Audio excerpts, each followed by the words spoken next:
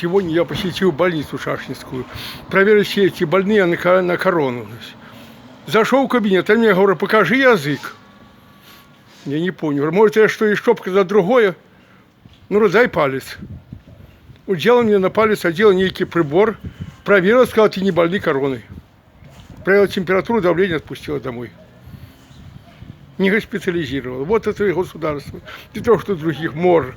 У нас пошел проверивший бесплатно, правда, ни копейки не просит себе, даром.